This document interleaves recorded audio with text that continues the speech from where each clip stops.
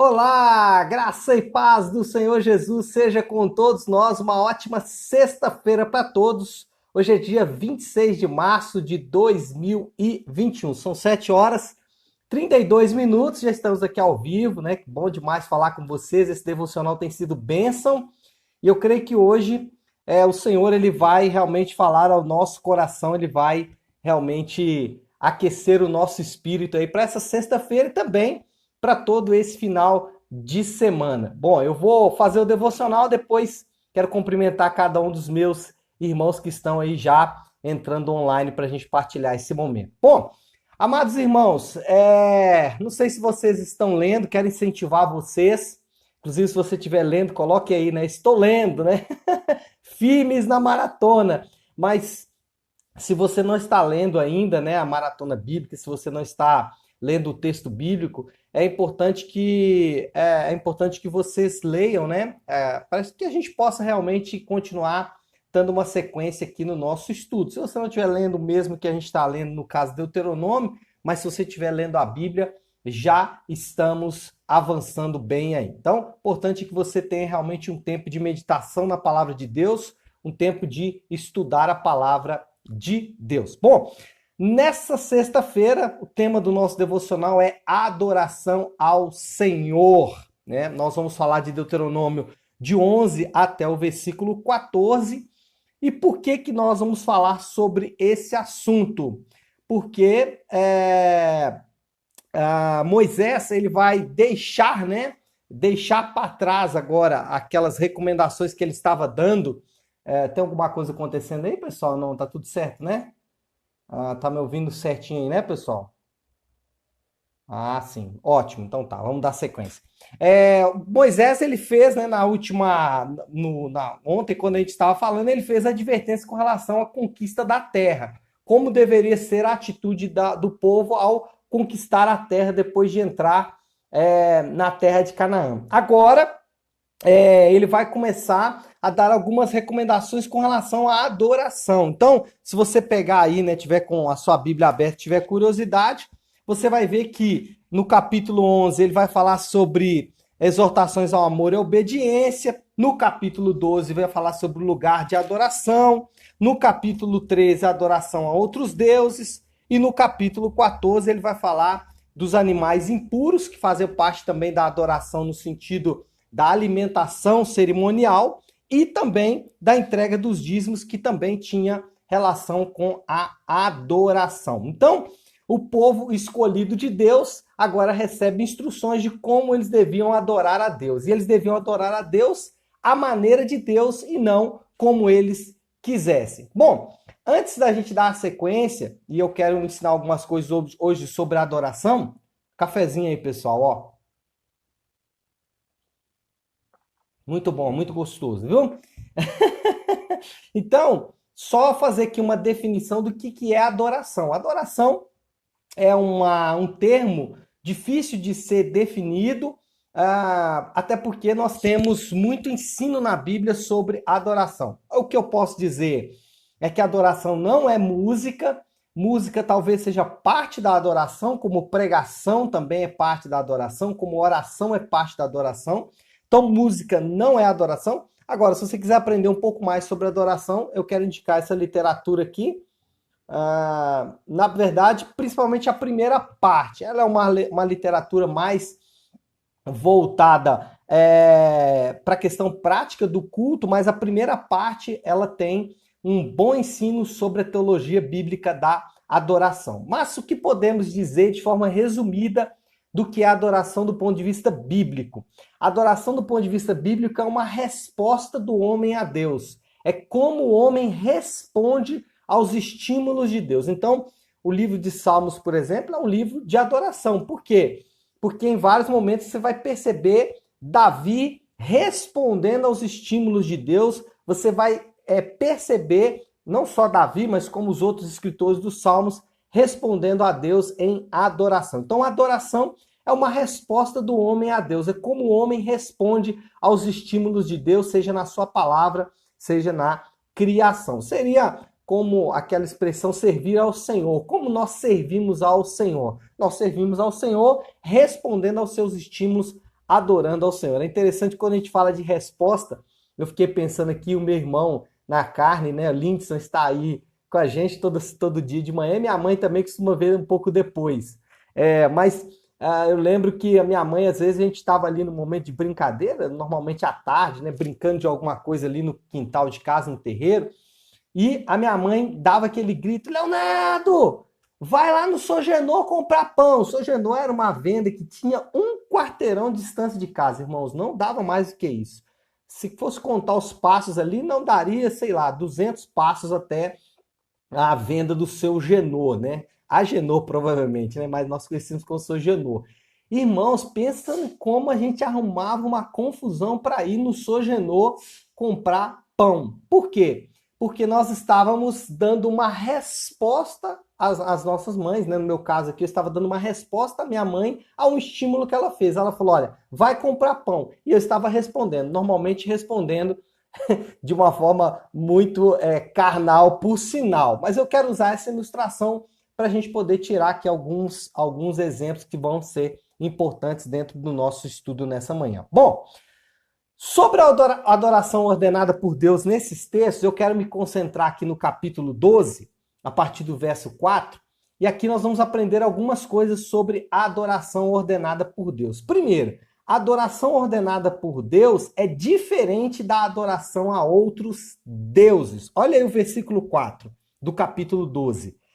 Vocês, porém, não adorarão o Senhor, o seu Deus, como eles adoram os seus deuses. E aí a gente pensa, poxa vida, o que será que é isso? Bom, daí é importante entender todo o contexto. Lembra que Moisés está fazendo ali, em todo o seu livro de Deuteronômio, ele está fazendo, ele está mostrando para o povo de Israel o que Deus havia feito por eles. Então, veja bem, se vocês se lembrarem, 2 devocionais para trás, eu falei sobre o caráter da obediência. Nós obedecemos a Deus não para que Ele nos dê alguma coisa em troca. Nós obedecemos a Deus por tudo aquilo que Ele fez por nós. Então, com os outros deuses, existia uma relação de troca. Como que era isso? Se você queria o favor dos deuses naquela época, até nos dias de hoje, claro, né? Porque a adoração e a idolatria, elas continuam fortes. Se você quer alguma coisa do Deus que você quer servir, seja ele qual for, você deve então fazer uma oferenda. Você deve oferecer alguma coisa para aquele Deus, para que aquele Deus possa se agradar de você e possa devolver para você aquilo que você deu para ele em adoração.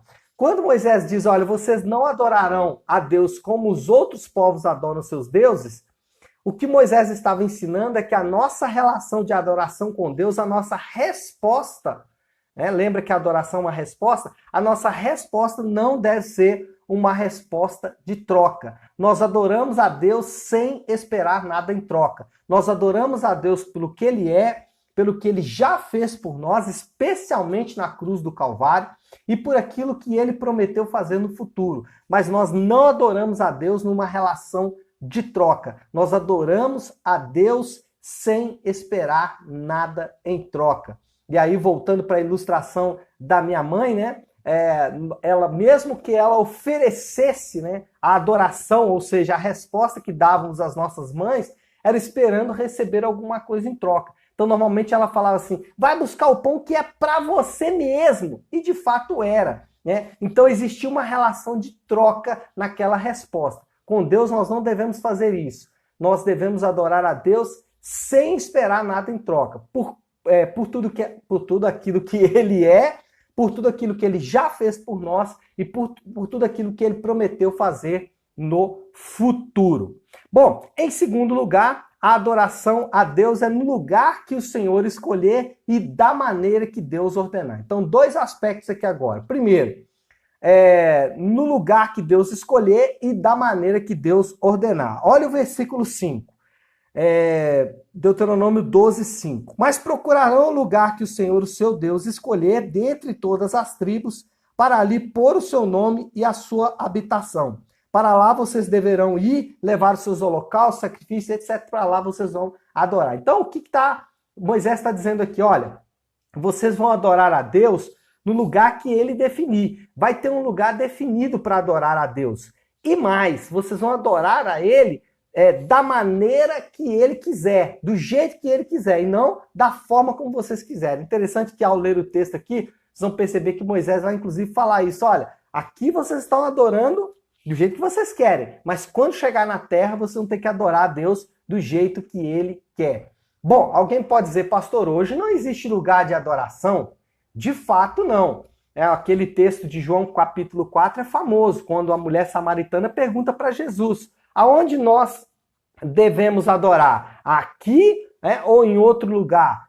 Qual é o lugar, qual é o monte da adoração? E qual é a resposta que Jesus dá? Vocês deverão adorar em espírito e em verdade. Bom, primeira coisa que a gente entende aqui é que Jesus não disse que não tem um lugar de adoração. Existe sim um lugar de adoração. O segundo ponto é que ele define esse lugar de adoração. Ele fala, antes vocês adoravam num lugar físico, agora vocês vão adorar no seu coração. Então, Jesus disse aonde é o lugar da adoração. O lugar da adoração é no coração. E a forma de fazer isso também ficou estabelecida em espírito e em verdade. Então, o que eu aprendo aqui? Não adianta amar a Deus de boca. Não adianta dizer, Deus, eu te amo. Não adianta dizer, Deus, o Senhor é o meu Deus, o Senhor é o meu Senhor, eu confio só no Senhor, sendo que as nossas atitudes exteriores não demonstram uma adoração a Deus. Eu confio em Deus, mas eu preciso desesperadamente ganhar muito dinheiro para ter a minha segurança. Então eu confio em Deus de boca, mas o meu coração está preso a outros deuses. Eu confio em Deus, mas eu preciso do sexo, eu preciso ter relações sexuais das mais diversas possíveis. Por quê? Porque eu até confio em Deus, mas a minha satisfação está no sexo. Então, não adianta adorar a Deus de boca. Não adianta adorar a Deus apenas da boca para fora. É o que Moisés está dizendo. Tem o lugar da adoração e tem a forma. E Jesus diz, aonde é esse lugar? No coração. E ele diz a forma. É em espírito e em verdade. Bom, em terceiro lugar, e esse aqui eu confesso para vocês que é para mim o mais lindo, né? A adoração deve ser um sacrifício de louvor. A adoração deve ser comunitária. Eu queria ter tempo para falar sobre essa adoração comunitária, né? Eu queria ter tempo para falar sobre o aspecto comunitário da adoração, porque hoje, infelizmente, somos filhos de uma geração individualista e o nosso culto de adoração ele expressa muito isso. Né? Nós pensamos só em nós, a oração deve ser feita no secreto, o melhor lugar de adoração é dentro do quarto. Não. Do ponto de vista bíblico, a adoração é comunitária, é coletiva, é a igreja junta, unida, em uníssono, adorando ao Senhor, declarando sacrifícios de louvor ao Senhor, orando juntos ao Senhor, aquele culto de oração onde todos dão as mãos e adoram ao Senhor. Esse é o aspecto da adoração comunitária, que infelizmente está se perdendo cada vez mais na nossa geração. Olha aqui o texto, versículo 7 do capítulo 12. Ali, olha só que lindo isso, pessoal. Olha como Deuteronômio é maravilhoso, eu amo esse livro.